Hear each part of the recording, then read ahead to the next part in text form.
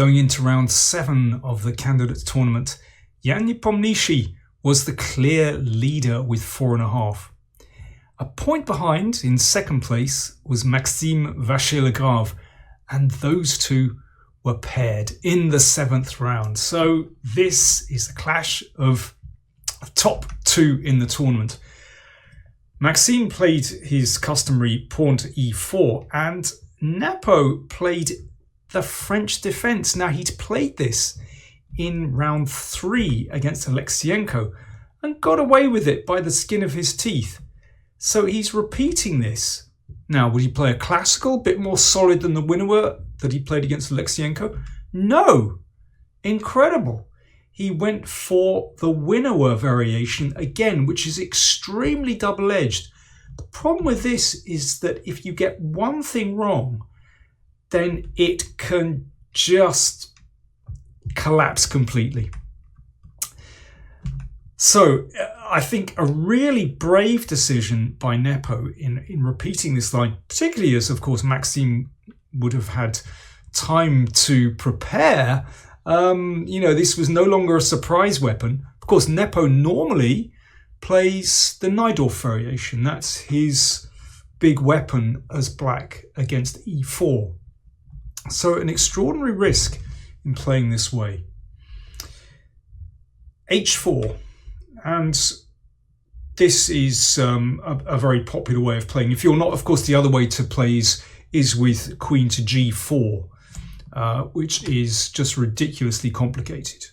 But h4 is very respectable. Kasparov himself played like this, for example. So you're claiming space on the king side. Here, Alexienko played knight f3, but Vachier-Lagrave played h5. So very reasonable. If you can push the pawn all the way to h6, then you weaken these dark squares, and that's when this dark squared bishop, which has no opponent, can enter the game. So it's very important for black to play h6 to prevent that pawn from advancing. But you can see that white has gained territory here. And, if perhaps a rook comes out to attack pawn on g7 or a queen, then that pawn is going to have to be defended. But before any of that can happen, white has to take care of the tactics on c3, which is why Maxime played rook b1. Now, of course, you can just play knight f3 there, but rook b1 basically leaves this diagonal open. It makes sure that after this exchange, queen c3 check won't actually win the rook in the corner. And also the rook can be very useful on the b file. So, for example, if black plays in a standard way with knight c6, then it's possible to use the queen very aggressively to attack this pawn, and that's rather annoying for black, actually. Nepo played b6, so this is his strategy that he tried against Alexienko, in a slightly different position, but the same strategy in that he wants to get the bishop to a6 to exchange off these light squared bishops, and in that way weaken white's hold over some of the light squares. And, it's classic French strategy. You exchange off this so-called bad bishop. So Maxime played queen to g4, attacking the pawn, and already you can see that creates a few difficulties. If the knight protects like this, then it's going to be possible just to attack that knight and get it and threaten g7 again, basically because of the exchange. Previously, we've seen king f8 played before. That was played by Wesley So. It's a tough call, this one. Of course, putting the king on f8 displaces the king. Rook g8 played by Nepo. I mean, that's an uncomfortable move to have to make, it has to be said. And now, bishop b5 check. So this is a typical idea that you give a check, and if the bishop interposes, the bishop just drops back. And now black can't exchange off the bishop with bishop a6. But after bishop b5 check, well, Nepo played very quickly. He played king f8. So, didn't do it on the last turn, but went for it this turn. It's not a beautiful spot for the king. I mean, these pieces look absolutely dreadful, has to be said. Of course, now there's a threat to trap that bishop with pawn here, so therefore bishop d3. And now bishop a6. So Nepo has managed to get in his strategic idea of exchanging off these bishops. And here, well, white, I mean, to my eyes, has a really nice position because of that king on f8. I know it's seen in various other variations. There's the variation where black plays queen d7 to a4. And sometimes you can play king f8 there. But well, I've always been a fan of white's position against the winnower. I love the space advantage. I'm going to quote Fischer again. He said in Fischer's 60 Memorable Games, he said, I may yet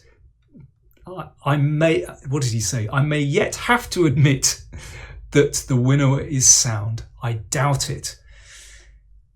It's anti-positional and weakens the king side. There we go. Well, we've seen that it weakens the king side. So I think Maxime makes a very logical move here. He starts to open up the position because with the king here, yes, dare I say it, get your bingo cards out. The rooks are permanently split, and therefore if the position opens up and white manages to coordinate, then black is going to be in trouble. So bishops exchanged. Not pawn takes. If pawn takes, then basically this rook looks fantastic on the open file. Even this pawn is potentially vulnerable to a4 and bishop a3. I think that is such a nice position for white. So Nepo played knight d7. And yeah, there's a threat to take here, therefore d4. Defending that pawn. So now b takes. I still like white's position. I mean, black does have a little bit of a threat here to take and bring the queen down to one of these squares. So that's why the queen retreated. Basically, the queen's work is done on the king side. So now it just comes back and sits pretty well on d1, controlling c2. Queen a5 attacks the pawn, which was defended by the bishop. And now black has this problem. You know, he needs to be able to bring the king out to e7, but that's not so easy. In the meantime, white has this wonderful rook here. So therefore, rook b8 challenging on the open file. And now, knight e2, Maxime hastens to bring his king to the king side, and that will bring this rook into the game. It looks like a position, or at least black's position, looks like it came out of Fischer random. And it ought to be able to switch those the king and the rook round, but I'm afraid not. Now here, Nepo was obviously feeling very uncomfortable with his situation, and he had a really big think here, around about half an hour. And he played pawn to c4, and I have to say, don't like that move at all. It really takes the pressure off white. I mean, one idea would be to play as an alternative queen a6, which obviously takes the queen out of the line of the bishop. Looks down here as well. So, well, white couldn't castle here because of takes, and then queen takes knight is probably good for black. Even that's not clear with queen b7, but yeah, it should be good. So anyway, after queen a6, rook takes rook and knight takes rook. So white castles. Now, if white could race his major pieces to the b file, that would be pretty good, among other ideas. Bishop e3. And now king e8 for black. So idea to play king d7 and bring this rook into the game. Now I still prefer white. There are chances to open the position, and maybe even something like this, knight g3 and pawn up on a good day. But black is in the game. You know, this is a struggle. But after c4, I think that gives white a lot of freedom. So Maxime castled. And now you can see that with the major pieces connected, it's going to be easier for white to exchange on the b file and get play there. So rook b6 obviously stops that. But queen c2, simple move. Perhaps with the idea of exchanging rooks and bringing the rook on f1 to the b file. Perhaps looking down at h7. So let's see. And there's another idea as well. Nepo played rook h8. Well, that is a tough one to have to make. Well, I don't know if he had to play that move, but certainly, you know, white has so much time here.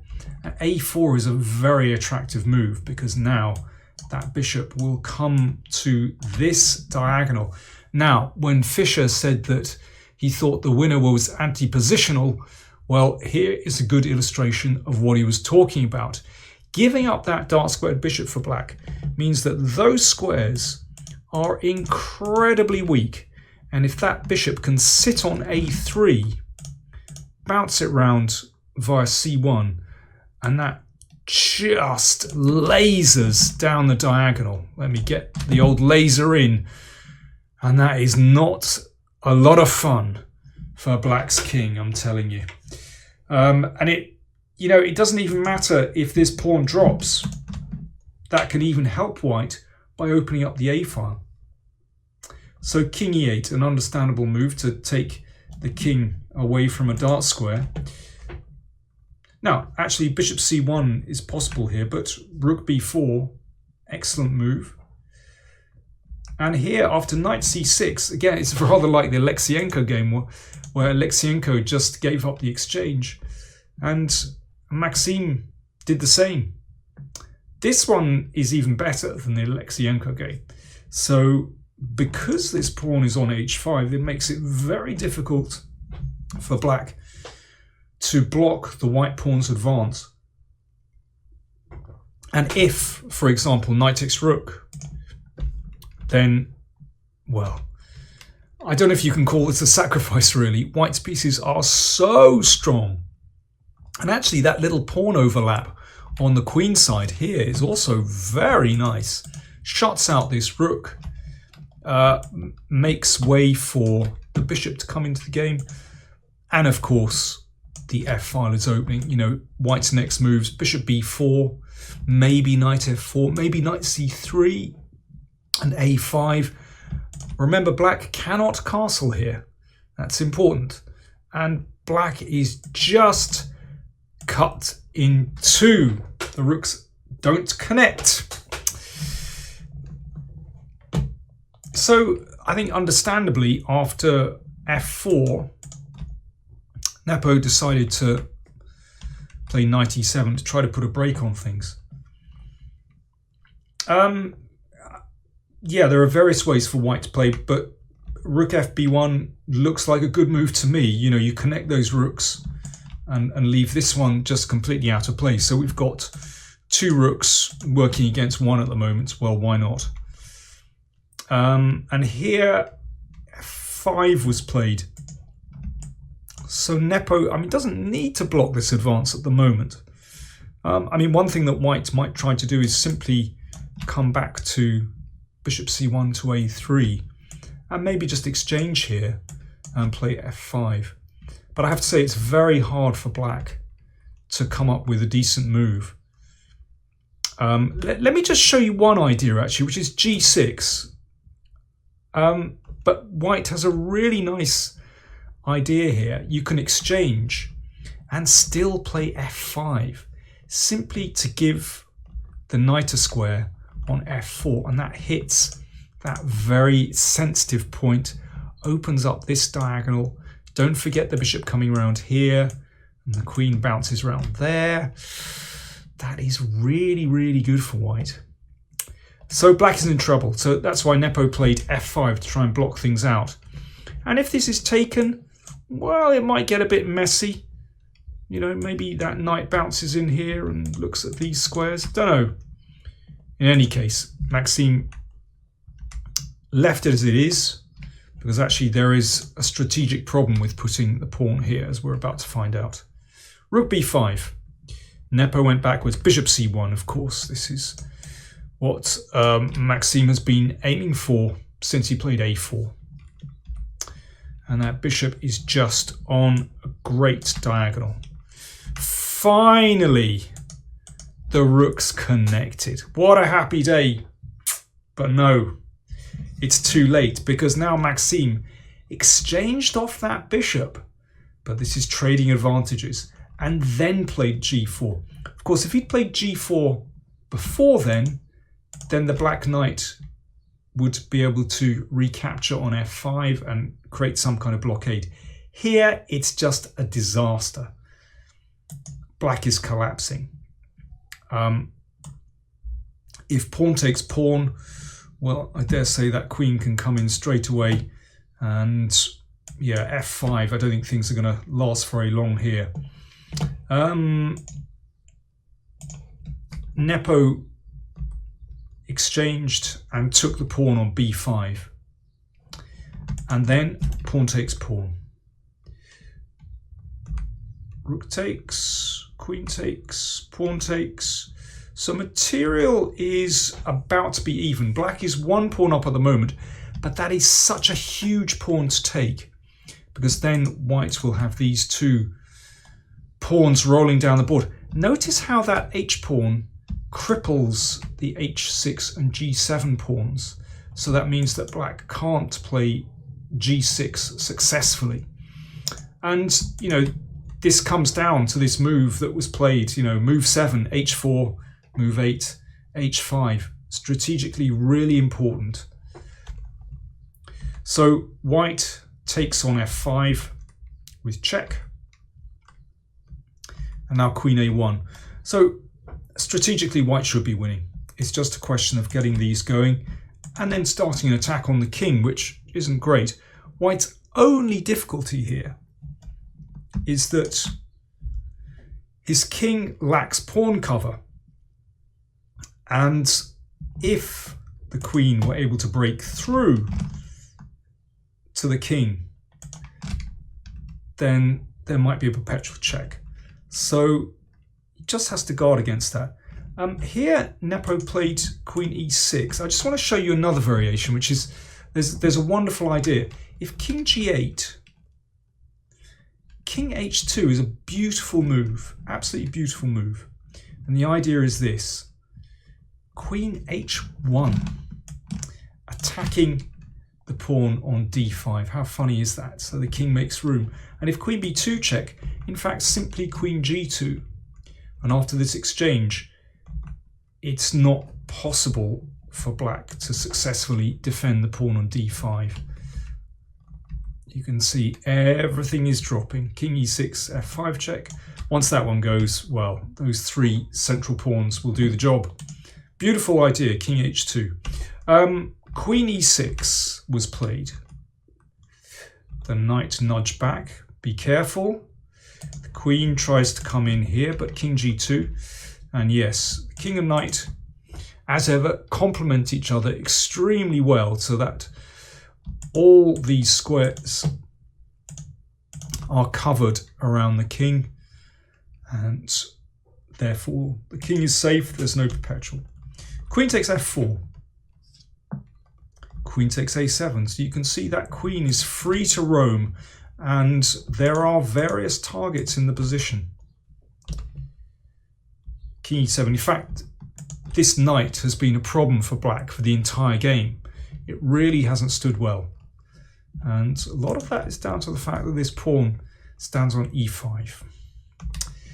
Yes, that is the nature of the French defense. Sometimes it happens. Check from a3. The king comes back to d8, and now queen d6. Leaves black in huge trouble. Queen takes d5, for example, threatened. And this was a last desperate shot.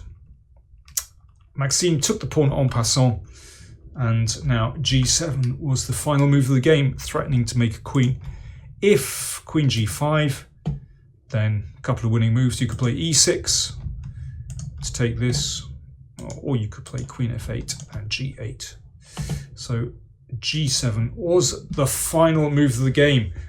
So there we are. That victory just blows the tournament open again.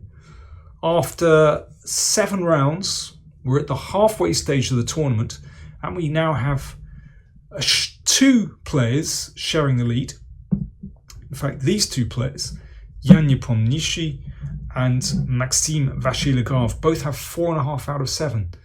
Now, of course, that also bunches the tournament. So now there are 4 players on 3.5. We have Caruana, Grishuk, Giri, and Wang Hao on 3.5, and Ding and Alexienko on 2.5. But really, it is still wide open. After the game, Maxime was interviewed on chess.com, and he said, "I don't feel nervous. It's only half time. The important thing is to be fresh. The main difference in my play compared to the end of 2019 is that I now feel fresh." There you are. The rest did him good. Thanks very much for watching. Don't forget to like, comment, share and subscribe, and do consider supporting us on PayPal or patreon.com. Over the next 2 rounds, we're going to have a guest commentator. Yannick Pelletier will be doing the videos for the next couple of rounds. You've seen him on the channel before. He will do a fantastic job. So thanks for watching. See you later.